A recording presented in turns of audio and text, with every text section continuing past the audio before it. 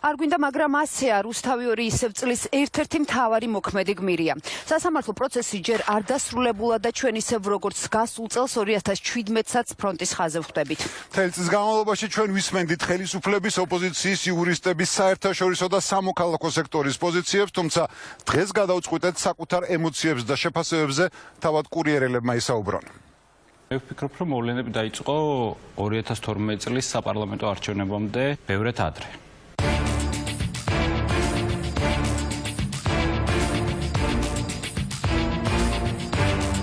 ყოფილი პრემიერ-მინისტრის მხრიდან, მისი გუნდის წევრებისგან ისმოდა, ესე ვთქვათ, ფარული მუქარები რუსთავიორის მიმართ.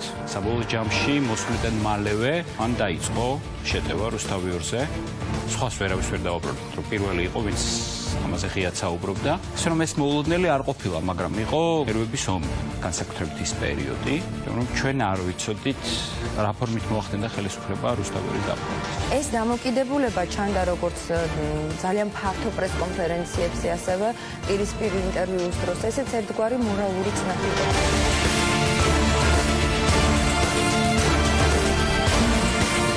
მახსოვს ყველაზე რთულად გასული წლის ზაფხული, როდესაც ქიბარ ხალვაშმა შეიტანა საქალაქო სასამართლოში რუსთავიორის მფლობელობაზე საჩივარი. მახსოვს ეს დაძაბული სახეები, უფრო გაურკვეველი ვიდრე დაძაბული, რომ არ ვიცოდით რა იქნებოდა, რომ უფრო ცუდის მოლოდინი გქონდა ვიდრე კარგის.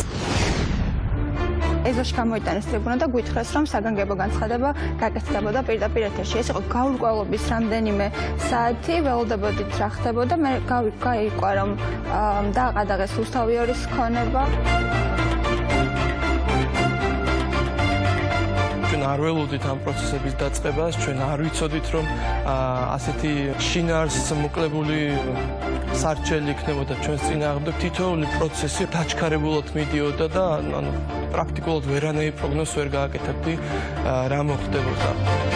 არ ვიცოდით, რას ნიშნავდა, რა უნდა გავაკეთებინა, შეგუშლიდა, რამეში ხელს არ შეგუშლიდა და ზოგადად რა იყო ეს ტელევიზიისთვის, იყო მორიგი დარტყმა ერთგვარი, თუ იყო რაღაცის დასასრულის დასაწყისი.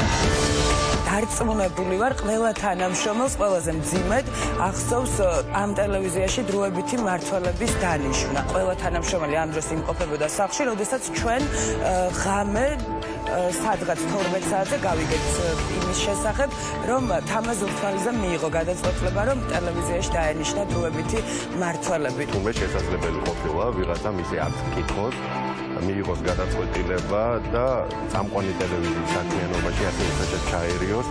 ეს იყო ძალიან რთული წუთები, როდესაც ყველა ერთმანეთს ვეკითხებოდით, რა იქნება შემდეგ. თუმცა პასუხი არ არსებობდა, იმიტომ რომ ეს გადაწყვეტილებაც ძალიან მოულოდნელი და ყოველგვარ ლოგიკას მოკლებული იყო. ის გამოც ეს გადაწყვეტილება ჩემთვის პირადად იყო მიუღებელი, იყო ის ჩანაწერები, რომელიც მოსამართლე ურთმელიძემ აი ამ განჩინებაში გააკეთა. დროებით მმართველებს ჰქონდათ განუსაზღვრელი უფლებამოსილება, მათ შეეძლოთ ცვლილებები შეეტანათ როგორც თანამშრომლებში, ასევე სარედაქციო პოლიტიკაში. ეს იყო სასამართლოს მიერ დამოუკიდებელ მედიაში ცენზორების დანიშვნის ცდელობა. გარკვეული ჯგუფი ტელევიზიას 24 საათიან რეჟიმში არტოვებდა, მქონდა მოლოდინი, რომ ყოველ ღამე შეიძლება მოსულიყო საბოლოო გადაწყვეტილება ან ინფორმაცია რუსთავიორის გასხუსებასთან დაკავშირებით. ვერც ერთი ჩვენგანი ვერ გაძლებდა იმ პერიოდში სახლში დამჯდარი იყო და თუნდაც ეკრანს დალოდებოდა და იქიდან გაეგო რა ხდება რუსთავიორის ამბავზე, ამიტომ ყველა ჩვენი სურვილით და ჩვენი ინიციატივით რჩებოდით აქ. ყველა მიცოდა რა უნდა გააკეთებინა და ყველას უსიტყვოდეს მოდა ერთმანეთის. ვხვდი, რომ იყო გუნდი, რომელსაც შეეძლო ერთად დგომა რაღაც გადამწყვეტ საკითხებში. დაახლოებით ეს იყო 24 საათიანი სამუშაო გრაფიკი. მთელი დღე-ღამის განმავლობაში დაძაბული ხარ, რომ თითქოს რაღაცას ელოდები და ბუნებრივია სხვა რამეზე ვეღარ ახერხებ კონცენტრირებას. სულ ფიქრობდი რუსთავიორზე რა იქნება, ვინ იქნება, როგორ იქნება. ბუნებრივია ვფიქრობ შენს კოლეგებზე. ეს იყო ერთიანი სულთქვა, ერთიანი გუნდი, ერთიანი მუხტი, მოტივაცია. ეს იყო ყველაზე ერთიანი ოჯახი. უდიდესი როლი ითამაშა საზოგადოების მხარდაჭერამ, როდესაც აქ მოდიოდა უამრავი ადამიანი, იყვნენ ეზოში დღე, ღამე, გარეთ, ყველგან გვამხნევებდნენ და ამბობდნენ, რომ არსად არ წავიდოდნენ, იმიტომ რომ ჩვენ საფრთხე არ შექმნოდა, ვიძდებოდით და მუშაობდით, ვაკეთებდით იმ საქმეს, რაც უნდა გვეკეთებინა. როდესაც რესპონდენტები ხედავდნენ რუსთავიორის მიკროფონს, ვიცნობდით თუ არა მათ მოსწონდათ თუ არა რუსთავიორი, მოდიოდნენ და გვეუბნებოდნენ, რომ ისინი ჩვენს გვერდით იყვნენ.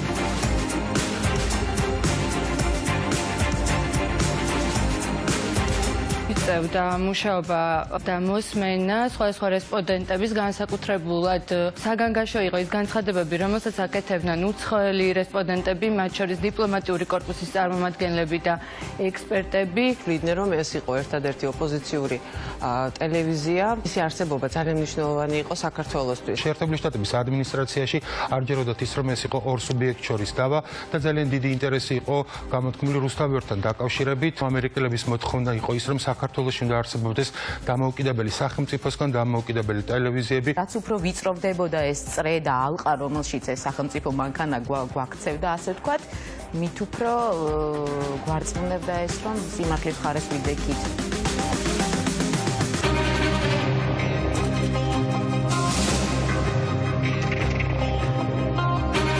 მთავარი ახალი ამბავი გახდა ეს ტელეკომპანია და შესაბამისად ამ ტელეკომპანიაში გარდა იმისა, რომ აშუქებ ამ მოვლენებს, შენ მუშაობ, ყოველ დღეს არის ადგილსაც მოდიხარ დილით იღვიწებ ემზადები და ჩვეულებრივი სამუშაო გარემოც არის ეს შენი.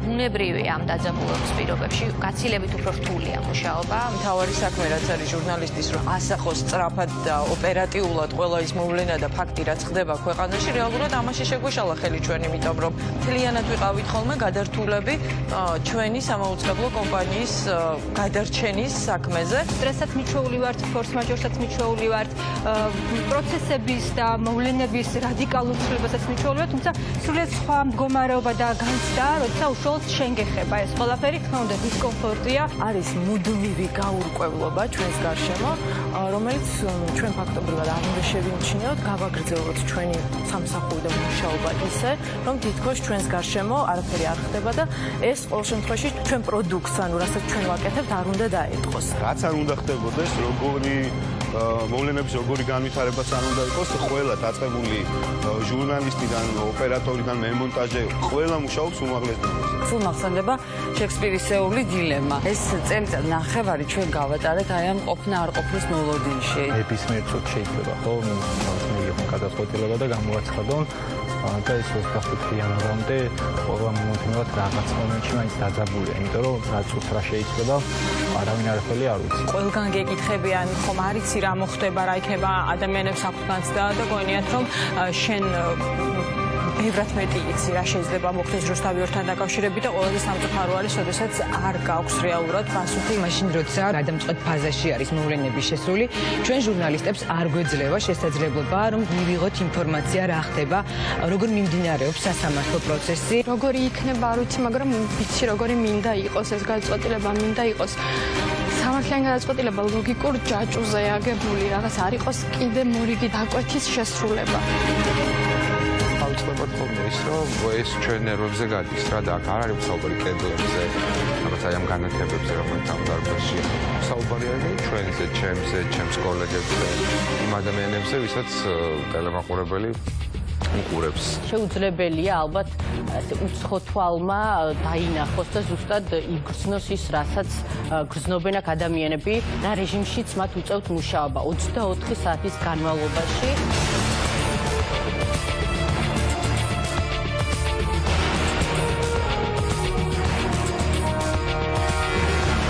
როდესაც მივიდივართ გადაღებაზე და უბრუნდებით გადაღებიდან და გვეკითხება მძღოლის რად მივიდივართ, ვეუბნებით სახლში.